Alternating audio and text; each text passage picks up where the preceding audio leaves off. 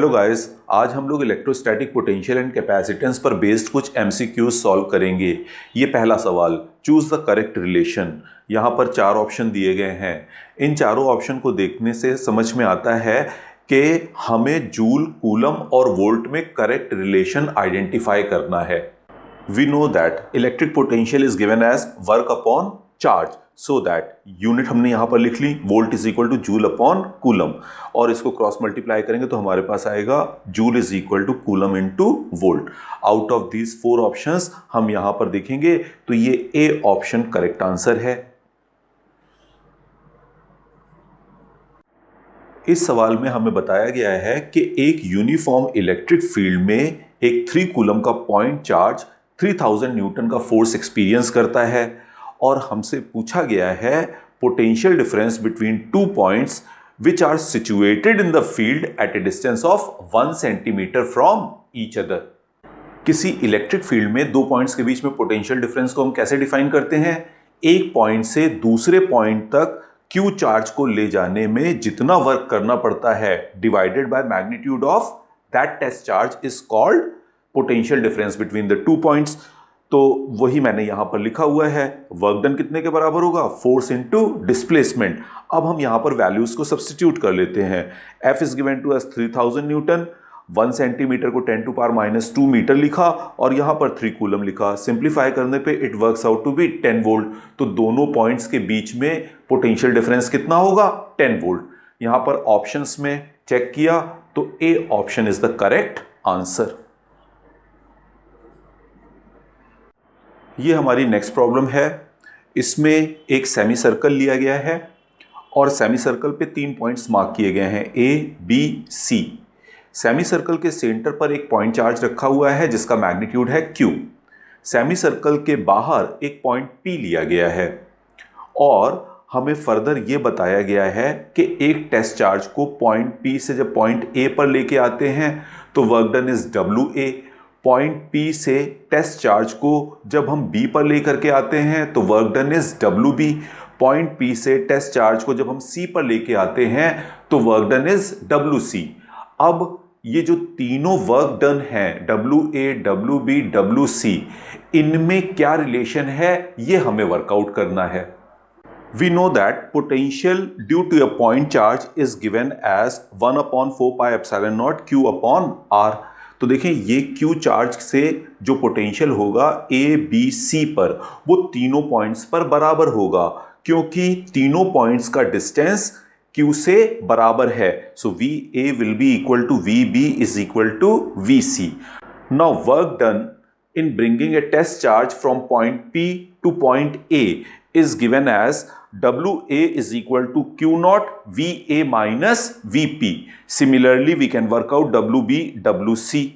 अब यहां पर as per equation number 2, VA, VB, VC ये तीनों इक्वल है, so WA will be equal to WB will be equal to WC. तो option D is correct answer.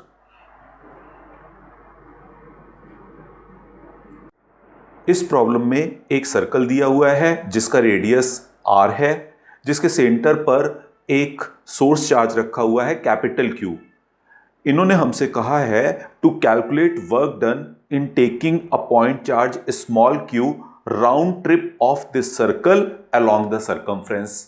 ये देखें, किसी पॉइंट चार्ज को पॉइंट Q से पॉइंट P तक ले जाने में वर्क डन हमें कैलकुलेट करना है। तो उसका फॉर्मूला क्या होता है? Work done is equal to magnitude of this charge into potential difference between these 2 points. अब एज पर दिस प्रॉब्लम इसमें कहा गया है कि एक पॉइंट से हम चले Q चार्ज को लेकर के और राउंड द सर्कल घूम करके वापस उसी पॉइंट पे आ गए, तो वर्क डन कितने के बराबर होगा? W will be equal to magnitude of this charge into potential difference. अब जब हम उसी पॉइंट पे वापस आ गए हैं तो पोटेंशियल डिफरेंस दोनों पॉइंट्स का कितना होगा? 0। So work done will be 0। Fourth option यानी कि option D will be the correct answer. ये देखें, ऑल्टरनेटली हम लोग ये भी कह सकते हैं कि सोर्स चार्ज इस टेस्ट चार्ज को रिपेल करेगा along the straight line joining the 2 point charges, which happens to be radial line. यानी कि along the radius, और डिस्प्लेसमेंट किधर है?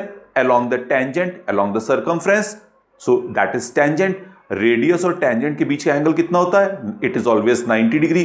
तो जब हम राउंड ट्रिप लेंगे इस सर्कल के ऊपर तो डिस्प्लेसमेंट और force they will be mutually perpendicular, और जब म्यूचुअली परपेंडिकुलर होंगे तो दोनों के बीच का एंगल 90 होगा। Now work done is given as scalar product of force and displacement, so F into ds cos 90, दोनों के बीच का एंगल 90 है ना, cos 90 की वैल्यू 0, तो वर्क डन विल बी 0।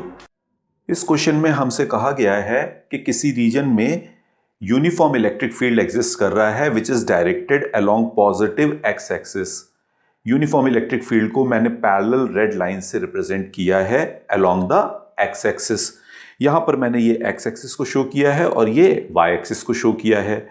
इन्होंने 2 पॉइंट्स यहां पर मार्क किए हैं। कहां पर है? Point B at x is equal to +1 centimetre and point C at y is equal to +1 centimetre, और ओरिजिन कहां पर है? At a। अब इन्होंने हमसे पोटेंशियल के बारे में पूछा हुआ है। पोटेंशियल एट दीज 3 पॉइंट्स, उनमें क्या रिलेशन होगा? We know that a plane drawn perpendicular to electric field lines is an equipotential surface। एक सरफेस जिसके ऊपर सभी पॉइंट्स पर पोटेंशियल सेम होगा। तो यहां पर देखिए ये electric field lines they are directed along X axis, uniform electric field है, और इसके परपेंडिकुलर प्लेन कौन सा होगा? YZ plane. So YZ plane will be an equipotential surface, यानी कि उसके ऊपर जितने भी पॉइंट्स होंगे उस पर पोटेंशियल की वैल्यू सेम होगी।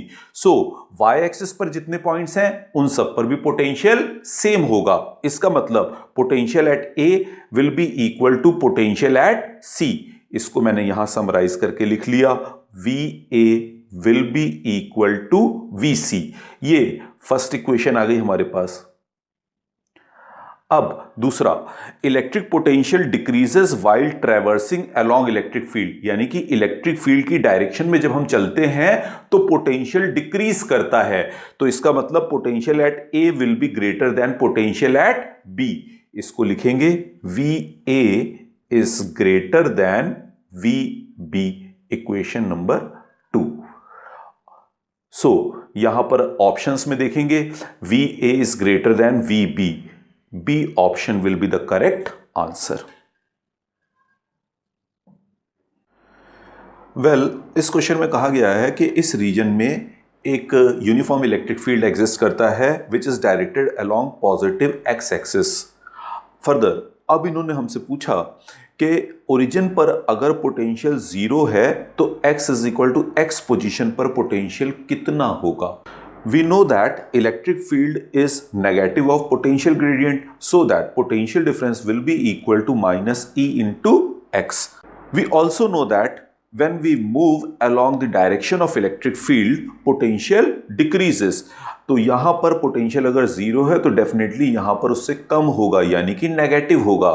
तो ये देख लें, पोटेंशियल डिफरेंस दोनों पॉइंट्स के बीच में हमने कितना वर्कआउट किया है? E into x. So potential V will be equal to minus E into x, यही आंसर होना चाहिए। और यहां पर देख लें तो ये first option is the correct answer, A। यहां इस क्वेश्चन में एक 0.5 कूलम का चार्ज लिया गया है जो इनिशियली रेस्ट पर है।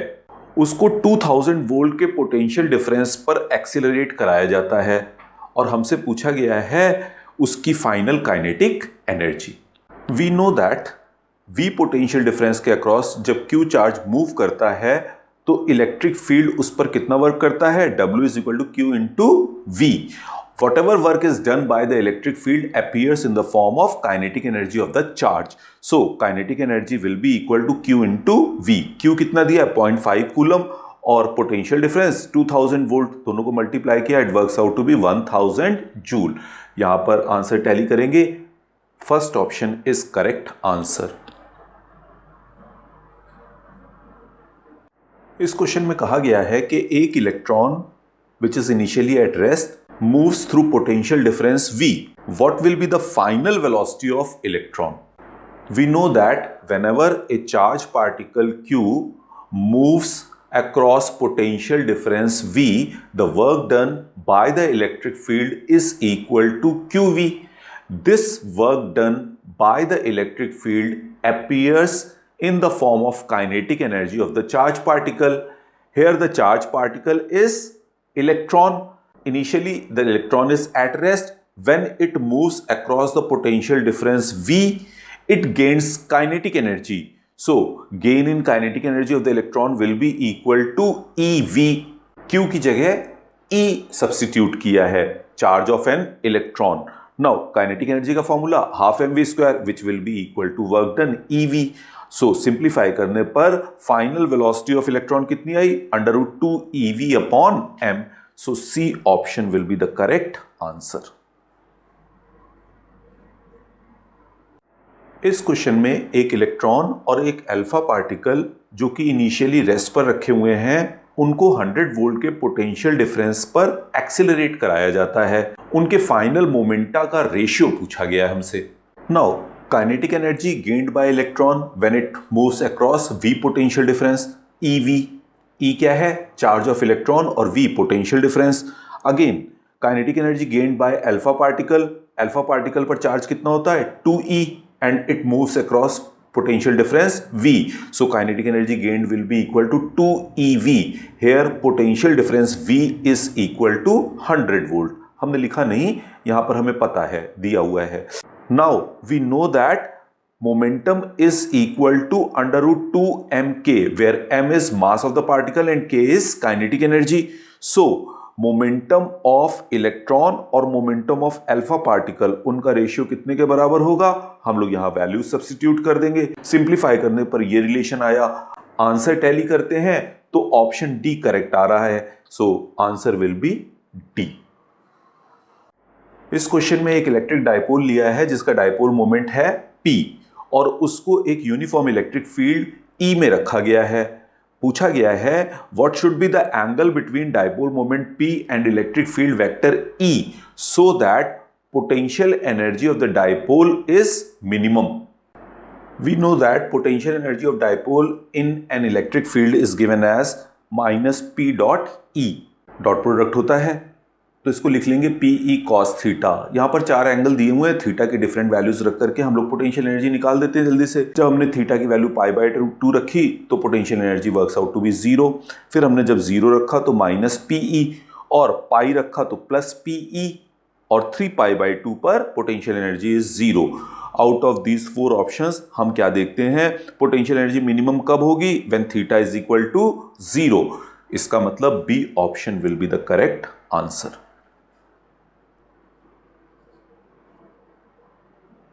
इस क्वेश्चन में कहा गया है कि n स्मॉल ड्रॉपलेट्स ली गई हैं सेम साइज की. फिर कहा गया कि उनको सेम पोटेंशियल तक चार्ज किया गया और हमसे पूछा गया है कि अगर ये n ड्रॉपलेट्स मिलकर के एक बड़ी ड्रॉप बना देती हैं तो उस बड़ी ड्रॉप का पोटेंशियल क्या होगा? ये देखें, पोटेंशियल ऑफ ईच ड्रॉपलेट क्या होगा? V is equal to 1/4πε0 Q upon R, where Q is charge on each droplet and R is radius of each droplet. Again, potential of big drop formed, ये जो कोएलेस करेंगी और उससे बड़ी drop बनाएंगी, उसका पोटेंशियल कितना होगा? V dash is equal to 1/4πε0 NQ. Charge is conserved. n droplets है ना और एक पर चार्ज Q है, तो n ड्रॉपलेट्स जब मिलकर के बड़ी ड्रॉप बनाएंगी तो उसमें चार्ज कितना होगा? NQ के बराबर अपॉन R. R क्या है? Capital R is radius of the bigger drop, बड़ी वाली ड्रॉप का रेडियस है. अब यहां पर देखें, वॉल्यूम विल रिमेन सेम क्योंकि छोटी ड्रॉपलेट से मिलकर के ही तो बड़ी ड्रॉप बन रही है. तो हमने लिखा ये एक ड्रॉपलेट का वॉल्यूम है और n ड्रॉपलेट्स का वॉल्यूम ये वाला होगा और ये मिल करके बड़ी वाली ड्रॉप बनाएंगी तो उसके वॉल्यूम के बराबर होंगी. यहां पर हमने रिलेशन दोनों के बीच में निकाल दिया. Capital R is equal to small r n की पावर 1/3 से. This is equation number 3. Now dividing equation number 2/1 v dash upon v, और ये हमने सिंप्लीफाई करने पर निकाला. यहां पर हम कैपिटल R की वैल्यू सब्स्टिट्यूट कर देंगे और सिंप्लीफाई करेंगे तो हमारे पास ये पोटेंशियल आ जाएगा बड़ी ड्रॉप का. आंसर टैली करेंगे तो इसमें ए ऑप्शन करेक्ट आ रहा है. So answer will B option A. इस क्वेश्चन में एक हॉलो मेटल स्फीयर लिया गया है जो कि एक इंसुलेटिंग स्टैंड पर फिक्स है।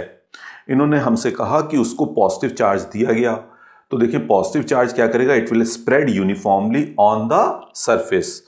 और इन्होंने हमसे पूछा कि हॉलो स्फीयर के अंदर इलेक्ट्रिक पोटेंशियल कितना होगा। We know that hollow sphere के अंदर किसी भी पॉइंट पर पोटेंशियल उतना ही होगा जितना पोटेंशियल इसके सरफेस पर होगा। तो यहां पर देख लें, B option will be the correct answer. जब किसी कंडक्टर को हम एक्सटर्नल इलेक्ट्रिक फील्ड में रखते हैं तो उसमें चार्जेस इंड्यूस हो जाते हैं। इलेक्ट्रिक फील्ड की डायरेक्शन वाली फेस पर पॉजिटिव चार्ज इंड्यूस होता है और अपोजिट फेस पर नेगेटिव चार्ज इंड्यूस हो जाता है। इन इंड्यूस चार्जेस की वजह से कंडक्टर के अंदर एक इलेक्ट्रिक फील्ड सेटअप हो जाता है जिसको मैंने EI से डिनोट किया, I फॉर इंड्यूस चार्ज। और ये इलेक्ट्रिक फील्ड का मैग्नीट्यूड एक्सटर्नल इलेक्ट्रिक फील्ड के बराबर होता है। So that external electric field is equal to induced electric field, जिसकी वजह से कंडक्टर के अंदर नेट फील्ड कितना होगा, 0। E net will be equal to E naught minus EI which is equal to 0। अब क्वेश्चन देख लेते हैं। When a conductor is held in an electric field, the field inside the conductor is always 0। D option।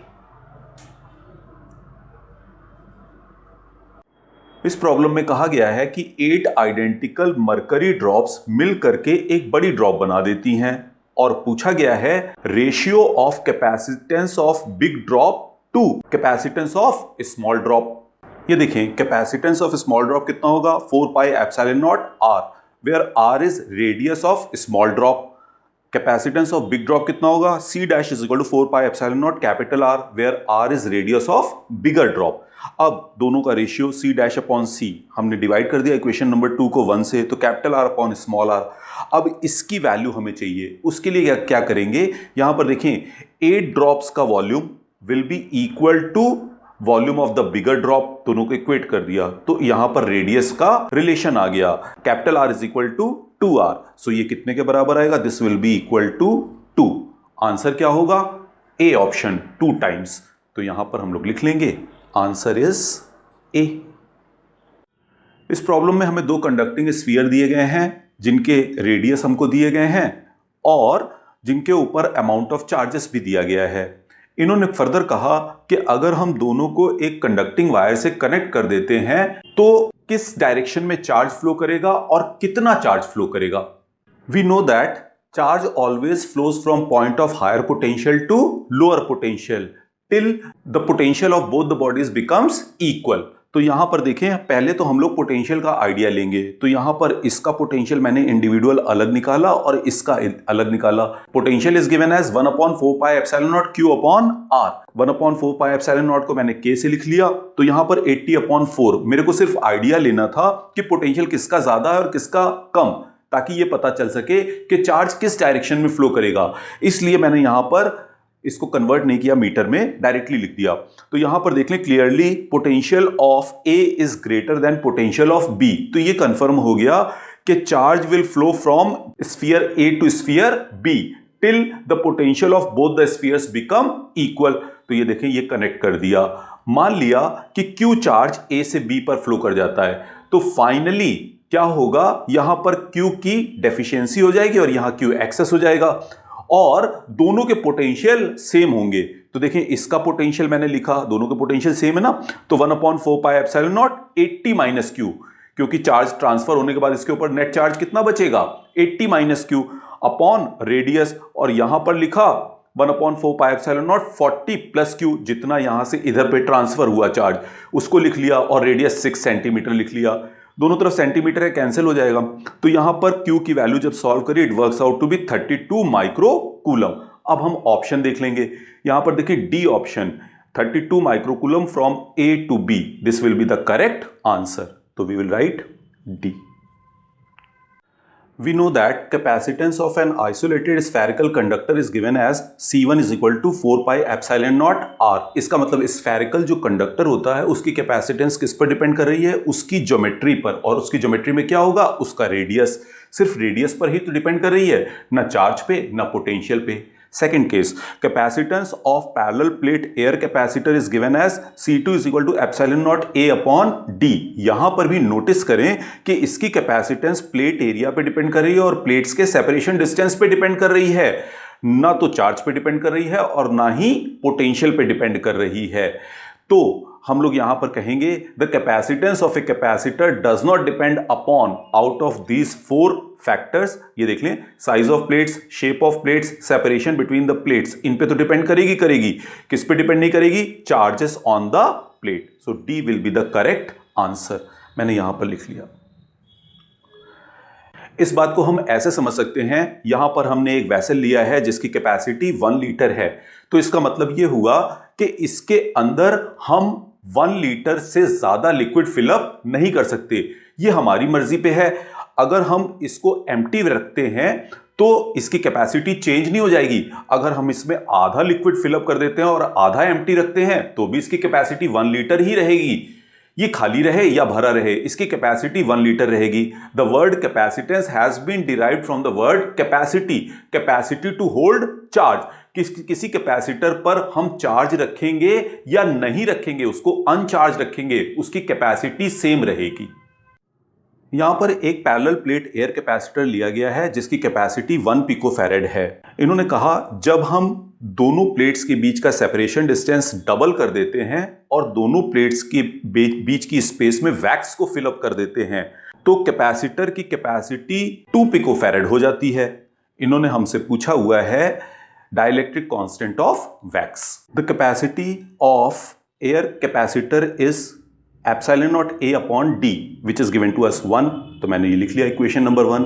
अब plates के बीच का separation कर दिया है 2D, डबल कर दिया है और बीच में वैक्स फिलअप कर दिया, तो मैंने यहां पर डाइलेक्ट्रिक कांस्टेंट ऑफ वैक्स लिख लिया। और अब कैपेसिटी कितनी हो जाती है? It is 2 now. तो इसको इक्वेशन नंबर 2 को 1 से डिवाइड करेंगे तो हमारे पास कितना आ जाएगा? K is equal to 4। So B will be the correct answer.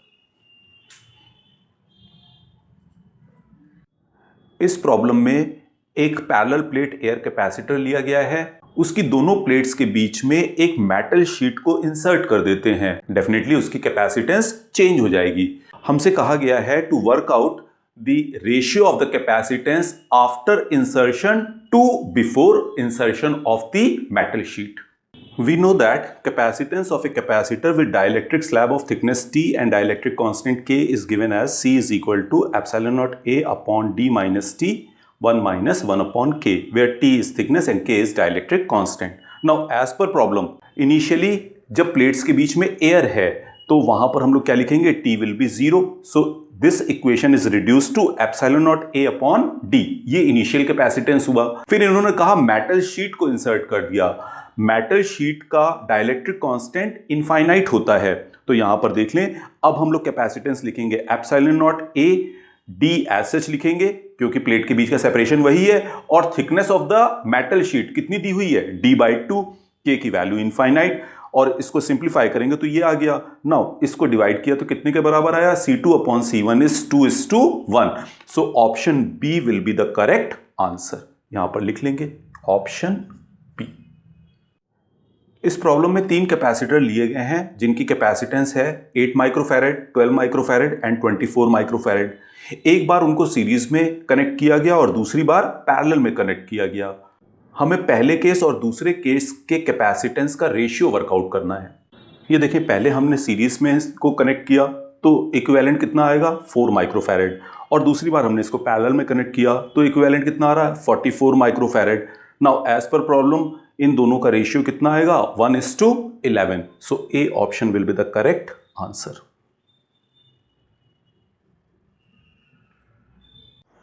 इस प्रॉब्लम में 2 कैपेसिटर लिए गए हैं जिन्हें पैरेलल में जोड़ा गया है और फर्दर इनको एक 6 वोल्ट बैटरी से कनेक्ट कर दिया गया। जब ये कैपेसिटर चार्ज हो जाते हैं तो बैटरी को डिस्कनेक्ट कर दिया और इन दोनों चार्ज कैपेसिटर को सीरीज में इस तरह से जोड़ दिया। हमसे पूछा गया है A और B के बीच का पोटेंशियल डिफरेंस कितना होगा। We know that potential difference makes charge flow. Initially यहाँ पर 6 वोल्ट की बैटरी से जब कनेक्ट किया था तो दोनों कैपेसिटर्स अनचार्ज थे, यानी कि पोटेंशियल डिफरेंस वाज 0, और इस पर चार्ज तब तक फ्लो करेगा जब तक कि दोनों प्लेट्स के अक्रॉस पोटेंशियल डिफरेंस 6 वोल्ट ना हो जाए। जब इन दोनों प्लेट्स के बीच का पोटेंशियल डिफरेंस बैटरी के पोटेंशियल डिफरेंस के बराबर हो जाएगा तो चार्ज फ्लो रुक जाएगा, और उस टाइम पर कैपेसिटर इज कंप्लीटली चार्ज। से उस पर चार्ज कितना आया, प्लस क्यू, दोनों आइडेंटिकल हैं, दोनों की कैपेसिटी सेम है, इसलिए चार्ज भी सेम होगा। Now charge is a conserved property, it can neither be created nor be destroyed. Battery को हमने डिस्कनेक्ट कर दिया तो कैपेसिटर चार्ज रहेंगे, उन पे चार्ज का अमाउंट भी सेम रहेगा। उनको इस तरीके से जब हमने सीरीज में जोड़ा तो उन पर चार्ज भी सेम रहेगा जितना पहले था, और कैपेसिटेंस में भी कोई चेंज नहीं आएगा। सो यहां पर अब नेट पोटेंशियल डिफरेंस कितने के बराबर हो जाएगा, 6 + 6 volt, it is equal to 12 volt. So D is the correct answer. इस प्रॉब्लम में एक 2 माइक्रोफैरेड कैपेसिटर को 200 वोल्ट तक चार्ज किया जाता है, फिर उसके बाद बैटरी से डिस्कनेक्ट कर दिया जाता है उसको। अब ये जो चार्ज कैपेसिटर है इसको एक दूसरे अनचार्ज कैपेसिटर से कनेक्ट कर देते हैं, जिससे इसकी प्लेट्स के बीच का पोटेंशियल डिफरेंस 40 वोल्ट हो जाता है। इन्होंने पूछा दूसरा जो अनचार्ज कैपेसिटर लिया था उसकी कैपेसिटेंस कितनी होगी। नाउ एज पर प्रॉब्लम एक 2 माइक्रोफैरेड कैपेसिटर को 200 वोल्ट की बैटरी से चार्ज किया तो उस पर चार्ज कितना आ जाएगा, 400 माइक्रोकूलम। अब देखें बैटरी को डिस्कनेक्ट कर दिया तो ये कैपेसिटर मैंने ले लिया 2 माइक्रोफैरेड का, और इस पर चार्ज कितना होगा, 400 माइक्रोकूलम का चार्ज इस पे होगा, और पोटेंशियल डिफरेंस 200 वोल्ट। ये हमने इस चार्ज कैपेसिटर को अनचार्ज कैपेसिटर से कनेक्ट किया तो इसकी प्लेट्स के बीच का पोटेंशियल डिफरेंस कितना हो गया, 40 वोल्ट। ऐसा क्यों, क्योंकि चार्ज अब रीडिस्ट्रीब्यूट हुआ, कुछ चार्ज इसके ऊपर और कुछ चार्ज इसके ऊपर, because charge is conserved property. Again we will write net charge will be equal to total capacitance into potential difference. Total capacitance कितनी होगी, पैरेलल का फॉर्मूला लगा दिया 2 + c', और पोटेंशियल डिफरेंस कितना है 40। सिंप्लीफाई किया तो इसकी कैपेसिटेंस कितनी आई, 8 microfarad. So 8 microfarad will be the correct answer, option C. जैसा कि फिगर में शो किया गया है, इस प्रॉब्लम में 3 कैपेसिटर लिए गए हैं, C1, C2, C3। उनको एक बैटरी जिसका कि AMF V है से कनेक्ट किया गया है as shown in the figure. अब यहाँ पर आप देख लें, जब बैटरी से कनेक्ट किया तो C1 कैपेसिटर के अक्रॉस V1 पोटेंशियल डिफरेंस बन जाता है, C2 के अक्रॉस V2 और C3 के अक्रॉस V3। चार्जेस तीनों कैपेसिटर में कितने दिए हैं, Q1, Q2 और Q3। अब इन वेरिएबल्स के टर्म्स में इन्होंने करेक्ट रिलेशन यहां पर आइडेंटिफाई करने को बोला है। अब हम इस सर्किट को एनालाइज करेंगे। सबसे पहले यहां से देखें, बैटरी के पॉजिटिव टर्मिनल से C1 जुड़ा हुआ है तो C1 की इस वाली प्लेट में +Q1 चार्ज आएगा। इंडक्शन से दूसरी प्लेट पे -Q1 चार्ज अपीयर करेगा और +Q1 चार्ज इन दोनों कैपेसिटर में डिस्ट्रीब्यूट हो जाएगा। यहां पर दोनों कैपेसिटर में Q2 और Q3 चार्ज आया, इसका मतलब क्या होगा, Q1 is equal to Q2 + Q3, equation number 1। फिर से देखें, यहां पर C2 और C3 दोनों पैरेलल में जुड़े हुए हैं, इसका मतलब इनके अक्रॉस जो पोटेंशियल डिफरेंस होगा वो सेम होगा, V2 will be equal to V3। तो मैंने लिख लिया V2 is equal to V3, ये हमारी सेकेंड इक्वेशन हो गई। अब यहां पर देखें, ये पोटेंशियल डिफरेंस प्लस ये पोटेंशियल डिफरेंस इसके बराबर होगा, तो लिख लेंगे यहां पर V is equal to V1 + V2, और ये इक्वेशन नंबर 3। इसको V3 भी लिख सकते हैं क्योंकि दोनों बराबर हैं। अब यहां पर करेक्ट ऑप्शन देखना चाहेंगे तो इसमें चारों ऑप्शन को देखें आप, तो यहां पर C वाला ऑप्शन करेक्ट आंसर आ रहा है, तो हम इसको मार्क कर लेंगे। यहां पर 3 कैपेसिटर हैं, 2 माइक्रोफैरेड, 3 माइक्रोफैरेड और 4 माइक्रोफैरेड, जो कि सीरीज में जुड़े हुए हैं और इनको एक 100 वोल्ट बैटरी से कनेक्ट किया गया है। इन पे जो चार्जेस अपीयर करेंगे उनके बारे में रिलेशन पूछा गया है हमसे। मैंने एक बार सारे ऑप्शंस को देखा बिफोर स्टार्टिंग द कैलकुलेशन, तो यहां पर देखें डी वाला जो ऑप्शन आ रहा है इसमें कह रहा है प्लेट बी, प्लेट डी और प्लेट एफ पे चार्ज इक्वल होगा। तो ये देख लें, बी, डी और एफ, ये यहां पर 3 प्लेट्स जो दिखाई दे रही हैं और तीनों कैपेसिटर सीरीज में दिखाई दे रहे हैं। तो कैपेसिटर के सीरीज कॉम्बिनेशन में हर कैपेसिटर पे चार्ज सेम होता है और बी डी एफ तीनों पॉजिटिवली चार्ज होंगे और तीनों पे चार्ज भी सेम होगा, तो यही ऑप्शन करेक्ट होगा। यहां पर डी को मार्क कर लेते हैं। इस सर्किट में हमसे ए और बी के बीच में इक्विवेलेंट कैपेसिटेंस वर्कआउट करने को कहा गया है। ये देखें, सर्किट देखने से ही समझ में आ रहा है it is a balanced Wheatstone bridge. VC और वीडी दोनों सेम पोटेंशियल पे होंगे, potential difference between them will be 0, तो हम इस कैपेसिटर को हटा सकते हैं। इन दोनों का इक्विवेलेंट 5 और इन दोनों का इक्विवेलेंट 5 और 5 पैरेलल में 10 माइक्रोफैरेड, तो equivalent capacitance between A and B will be 10 microfarad. Answer will be D. इस सर्किट में 5 कैपेसिटर इस तरह से अरेंज किए गए हैं। ए और बी के बीच में हमें इक्विवेलेंट कैपेसिटेंस वर्कआउट करना है। इस प्रॉब्लम को हम लोग मेथड ऑफ रिडक्शन से सॉल्व करेंगे। यहां पर सबसे पहले मैंने लेबलिंग कर ली है पी क्यू आर एस। अब जरा नोटिस करें, यहां पर देखें पी और आर के बीच में ये दो कैपेसिटर लगे हुए हैं सीरीज में। दोनों का कैपेसिटेंस कितना है? 2 माइक्रोफैरेड। तो यहां पर सीरीज में लगे हैं तो इनका इक्विवेलेंट कितना हो जाएगा? 1। मैं इन दोनों को हटा करके एक कैपेसिटर लगा रहा हूं 1 माइक्रोफैरेड का। ये देखें, दोनों को हटा करके 1 माइक्रोफैरेड लगा दिया। अब इधर पर देखें, P और R के बीच में 1 माइक्रोफैरेड के दो पैरेलल में लगे हुए हैं, तो इनका इक्विवेलेंट कितना होगा? 2। अब मैं यहां पर क्या कर रहा हूं, इसको हटा रहा हूं 1 माइक्रोफैरेड को और यहां पर 2 लिख दिया।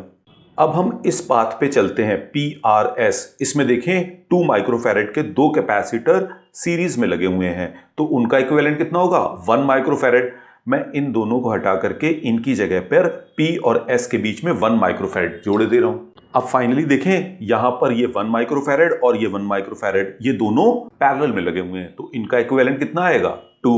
A और B के बीच में इक्विवेलेंट कितना हो जाएगा? 2 microfarad. So B option will be the correct answer.